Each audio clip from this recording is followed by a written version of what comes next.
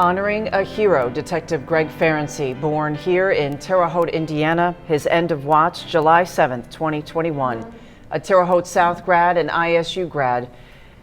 Joined today by Chief Scott Ruskowski. If you are just joining us, he is the police chief from South Bend, Indiana, a long military history, long police history, who will be talking us through the history and the tradition seeped in these military honors. Beautiful, beautiful service we just witnessed. Absolutely was. That was incredible. Every aspect of it, especially Brian Wolf's tribute always gets me with Amazing Grace.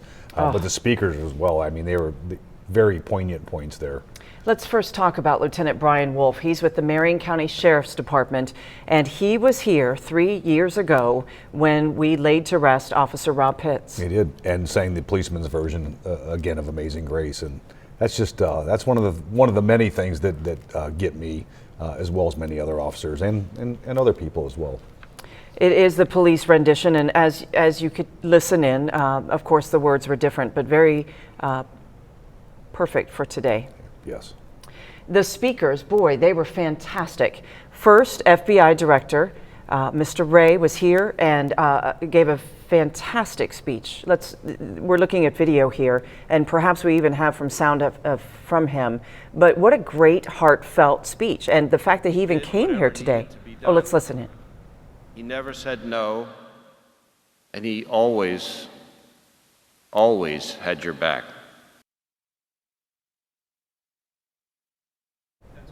11 years Greg served as task force officer for the FBI. Let's talk about him being here today.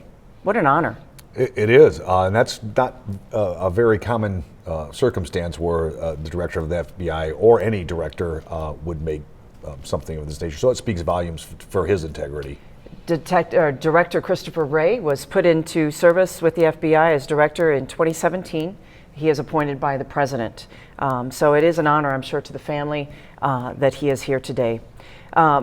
Greg did, as the director pointed out, Greg did a lot of undercover work for the Terre Haute PD, for the FBI. He did a lot of work in drugs and also in human trafficking. He was an expert in a little bit of everything. Let's talk about his history with the departments, both departments. He did a lot of the safe neighborhood. Director Wray actually said that in the beginning, where he did the safe neighborhood, which is it's national grant money, and that all municipalities have access to. A lot of them didn't do it. A lot of them did do it, but that was his foot in the door, so to speak. Greg's foot in the door to start off with that. But it is, it's officers from municipal police departments and/or sheriff's departments that are essentially a memo of understanding is done with the federal agencies, whether it's the FBI, ATF, DEA, or whomever, and they will work with them on assignment with the federal agencies. And Greg did that for, he said, 11 years. So that's quite a long time for a task force officer. Well, and it was funny and heartwarming at the same time when the director said he always wanted an FBI badge, and finally today, in unfortunate circumstances, was honored with being given an FBI badge. This is a live view, a street view. Look at this, Scott. Tell us what's happening now. This is walking outside Holman Center. Right. So as the officers are being dismissed, the first ones they're already in preparation. When I told you behind the scenes, there's probably 50 to 100 officers doing things behind the scenes. This is one of them. This is the color guard. They have all the flags. They'll get lined up in formation, and then the actual officers' formation will form behind or to the side of the colors detail. They'll wait in preparation to bring Greg out to be loaded into the coach for transport during the procession to the cemetery. This is going to take a long process, but the procession will begin once everyone is in their cars, in their vehicles. As Scott had mentioned, there is an officer in charge for this, and you may have seen it at the very beginning of the service. The officer in charge was the very last person to address the casket. He addressed the casket, gave a salute, and then the service was able to begin. It is the officer in charge who will be giving the command from the Holman Center doors to the funeral coach. When Greg is in the coach, the officer in charge will dismiss the other officers who were saluting and standing command until their friend and colleague will be put into the funeral coach, and then that procession will begin. A lot of history steeped in this. It is, and you'll see when the formation is made, the OIC will come out Once he comes out, he'll make sure everything's set. He'll call everybody to attention. He'll call everybody to present arms. And Greg will be escorted out by the pallbearers, meaning the flag fold detail who will be at the cemetery. They will do that, take him to the coach. Once that happens, the coach door will close. Order arms will be given, which means we'll bring down their salute, and then all the officers will be dismissed to get to their vehicles and prep for the... Well, you called this organized chaos in a way, and it is. Hundreds of cars showed up. You said maybe 400 officer cars? Yes. That's a lot of people. And the pallbearers are going to be the Terre Haute Police Department, the Honor Guard. News 10's John Swanner, as you can see, is ready for us. He is live outside the Holman Center. And John, we're going to throw it to you now and tell us what you're seeing, what you're hearing. All right, thank you, Patrice. What we're seeing right now is what you've been talking about. A lot of people finally exiting the Holman Center after the funeral has been completed.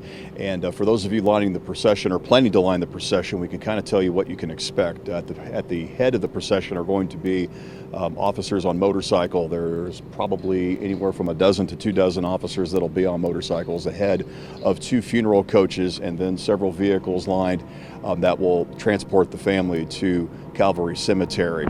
And then from there, as you mentioned, 400 squad cars here for this funeral procession. I know that when we came and rounded the corner here at 9th and Cherry Streets to walk to where we are currently in front of the Holman Center, it was squad cars as far as the eye can see.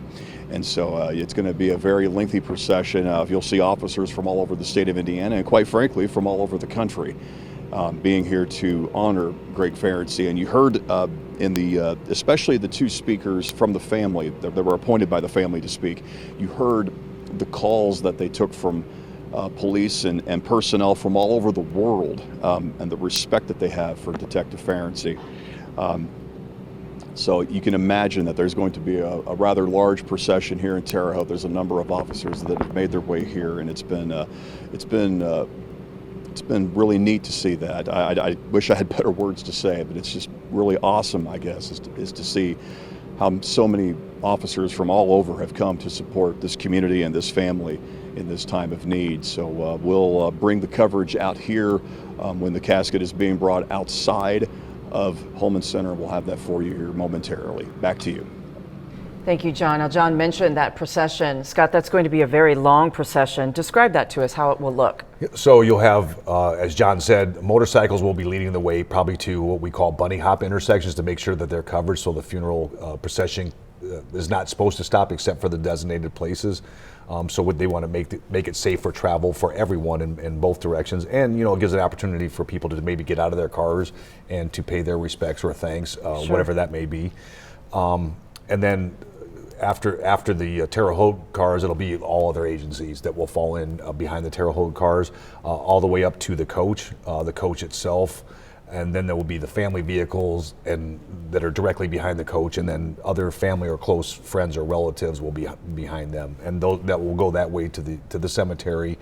And then at the cemetery, they'll all just peel off, meaning all the squad cars, and they'll park, and the coach will be held there with the family and other close friends of the family there until they're ready to make their movement towards the final resting place. It will be a slow procession, but as you mentioned, they will be stopping in 2 places. Take a look at this map. If you're asking yourself, I want to do something, I want to show my support, this is where you can come in. We're showing you a map of the funeral procession.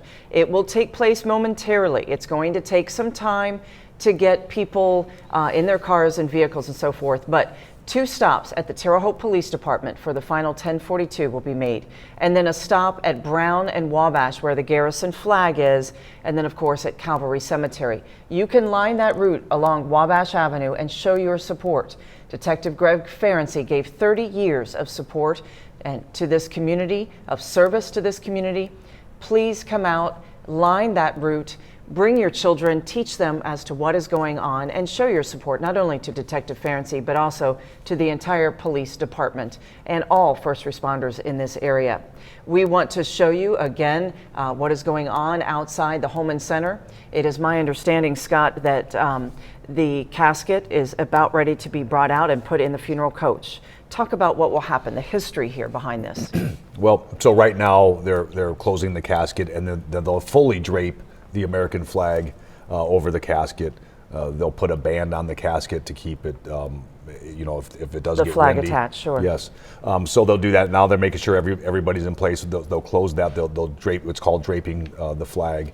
And they'll go ahead and get set up for his final move out of the Holman Center. You'll see the OIC come out here once everybody's set, make sure that everybody is set, and then you definitely will hear him yell for everybody to come to attention and present arms. OIC, officer in charge. Officer in charge. Okay, again, do we know how that person is chosen? Is it a family friend? Is it a longtime service member? It could be any combination of things. So the family could request that, Okay. and if that's the case, then that's exactly what would happen. But typically, it's an honor guard member of each respective police department, and the chief would designate that person. So most likely a family friend as well. Speaking of family friends, boy, what moving, wonderful tributes that were given today during that service at the Holman Center. Emotional tribute by Chief Sean King with the Terre Haute Police Department, clearly moved by what he was saying, and a tribute to his friend. Described by many friends today, Detective Ferency is humble, knowledgeable, funny, caring, and compassionate. It was interesting to hear, Scott, the knowledge that he had, and of course 30 years of knowledge in the department in lots of fields: drugs, human trafficking. It is, and my guess is anybody from Terre Haute PD or maybe even from the FBI could get up there and say probably those exact same words. That's the feeling I've had, the impact that Greg made here in Terre Haute and with the federal agency or agencies. Because as of yesterday, I talked to a couple different federal agencies, DEA and ATF as well. So he did have an impact on them as well. What is this? What are we seeing here? So those are FBI agents that are lining up, whether they're actual FBI agents and or task officers. It's a combination of, but their lining is called a cordon. So it's a protective barrier. So it's almost like a hallway of people that Greg will be brought down in the middle of and then taken to the coach. Moving tribute by Greg's best friend, Josh Pirtle. He challenged all first responders to be as good as Greg. He says this is not a job, this is a calling. Just a wonderful, wonderful tribute. There is still a tribute that is growing, Scott, in front of the Terre Haute Police Department. It is, of course, the memorial to Detective Greg Ferency, with signs, with flowers, with stuffed animals, as you see, with balloons. This is, of course, Greg's car and his badge number, 129, that they are paying tribute to. This is where they will stop and do the final 1042. Walk us through that. And you'll probably see a lot more people showing there, probably more than anywhere else. But that what you see there, the gifts and the notes and things, that will continually increase, bare minimum of just for the rest of this week, if not longer than that. So signs by children. Yes. What will happen to this car after this? So that I don't know. The car will probably be put back in service, back in use, and my guess is probably the majority of officers would want that car. Sure. And that's happened before. But the memorabilia you see there, a lot of that will remain at the police department. Some of it will go to Washington, D.C. to the museum, or for Police Week in October this year, a lot of that stuff will go there as well. Oh, I didn't even think about that. Police Week is October. I'm sure we'll have a contingency here that will go, and maybe even family members. Will his name be able to be engraved by then, you think? They'll do it next year. Next year. Yeah, they're always the previous year. Okay. And typically Police Week is in May, the week of May 15th. However, because of the pandemic, it had to be moved. Sure. Okay. Now, his car, that's an undercover car? It's not your traditional car? Yeah, unmarked. It's just unmarked. Undercover would, typically not. It'd be just a regular car that you wouldn't recognize at all. That is more of a police type vehicle. Certainly makes sense. Detective Ferency had 2 teenage twins, a daughter and a son. And of course, the friends that were talking today in the memorial service were addressing those children. And Josh Pirtle, one of the people who spoke, addressed Greg's daughter specifically. And apparently the daughter said, "He had so much more to teach me, my dad." Just heartbreaking. They're only, 18? Yeah. 18. To lose their father so soon. It is. So that a conundrum, because they are 18, but they are only 18. Right, they're supposedly adults, but 18, boy, that's rough. Yeah, it's tough. I mean, to lose imagine that, when we were 18, if that were the case, how that impact would have. And, I think the daughter said it best. I mean, he had so much more, but you know what? Greg will live on through those other officers, not just the ones that you heard speak. And, listening to what Josh was saying, his best friend, this is, I know he said that this is a calling, and it absolutely is. This is 24/7, 365. Mm-hmm. This is not, hey, I'll work 8 hours and I'm going home. This is for every officer, and absolutely Greg was no different, probably more so. He was probably at least a 20-hour day, but constantly mind wheels spinning 24/7, 365. Dedicated to his cases. As Josh Pirtle mentioned, he asked about how his cases were going, and they're fine. Well, you're probably always in his head, probably laying in bed thinking, okay, how can I do this better? What can I fix here? I get it. Josh Pirtle also mentioned, and so did the FBI director, everyone said to the family, thank you for sharing Greg with us. For 30 years, they shared Greg with this community, and thank goodness we had him for his expertise. Yeah, sharing, I think, is an understatement. I mean, if you think about it mathematically even, you're spending, Greg, whomever, is spending more time doing police things, law enforcement things, than probably family things. Mm-hmm. And there's always a regret with every officer. And I'm under the great belief that Greg is no different with that. I think that's maybe where the term that his daughter used, that he had so much more to teach me. Sure. Even the owner of the Cubs apparently called and sent their condolences. Greg was a big Cubs fan. Jeff Lee, also a family friend and a former chaplain with the Terre Haute Police Department, was one of the speakers. He is a local minister now. He called it a life well lived, even though it was 53 years. He said this is a reminder to live our lives in love. And what a great thing there. It reminds us, unfortunately, in tragedy, to live our lives in love, to tell the people we love them, to remind them. Tell us what we're seeing here. So this is the display two of the displays that you saw yesterday at the viewing. We just actually took the displays and flipped them, did a 180. So the appearance is just like it looked in the room, mm-hmm. even though it looks different on stage. So it's exactly how it was set up for everybody to view yesterday, which is the case today. We just moved it out of another room quite a distance and then put everything back on the stage as they saw it yesterday. These flags by the portrait. So that is a remembrance flag, the one that you're looking at on the left. A remembrance flag, that's a national flag we remember. Then you have the Terre Haute flag in the middle, and then the FOP flag on the opposite side. Okay. And we talked too about his love of music, and maybe the eclectic love of music that we heard during the funeral service, but it was his personality.